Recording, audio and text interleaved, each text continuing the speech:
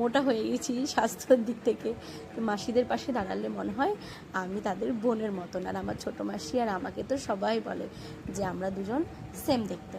তো ঠাকুরমশাই এখানে বলে বলে দিচ্ছিল, যেহেতু মাসিরা বহুত দিন এরকম কোনো কাজ করেনি তাই ভুল হতেই পারে, তাই ঠাকুরমশাই বলে দিচ্ছিল, মাসিরা বরণ করছিল সেভাবে নিয়ম মেনে। আর এখানে ফল বানানো চলছিল, একদিকে আরেকজন ঠাকুরমশাই মায়ের ভোগ তৈরি করছিলেন, আর এদিকে ছোটো মেসো আর ছোটো মাসি বরণের পর বসিয়ে ওই যে প্রদীপ লাগে সেই প্রদীপগুলো গোছাচ্ছিল। আর এই যে ঠাকুরমশাই পুজোতে বসে গিয়েছেন, বড় মাসি সংকল্প করছে।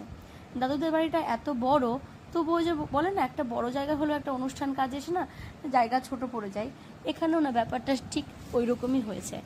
এত বড় একটা বাড়ি আর এত বড় কাজও নয়, ছোট্টই কাজ, মায়ের পুজো, যে অনেক লোক খাওয়া দাওয়া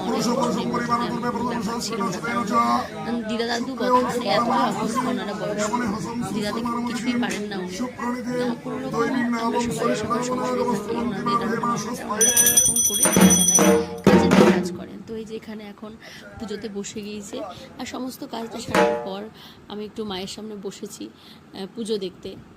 মেনলি পুজো পাল এগুলো আমি বেশ ভালোই বাসি।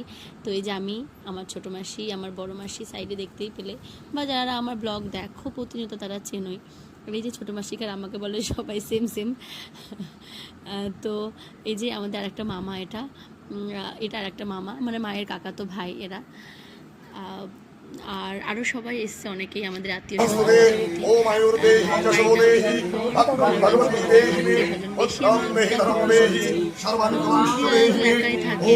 আমরা যখন যাই, সময় পাই যাই, তো অনেক দিন পর, ওই যে বললাম বহুত বছর পর, মা যাওয়ার পর, মানে 18 বছর পার হয়ে গেল বাড়িতে এতদিন পর কোনো অনুষ্ঠান হচ্ছে। সেই লাস্ট ছোটো মাসির বিয়ে হয়েছিল।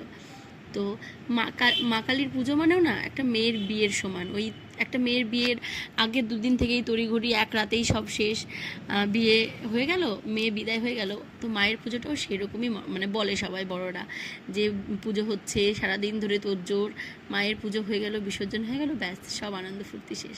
তো উপোস যারা ছিল, ঠাকুরমশাই বললে এই প্রদীপগুলো তাদেরকে ধরাতে হয়, তো সবাইকে ডাকা হলো।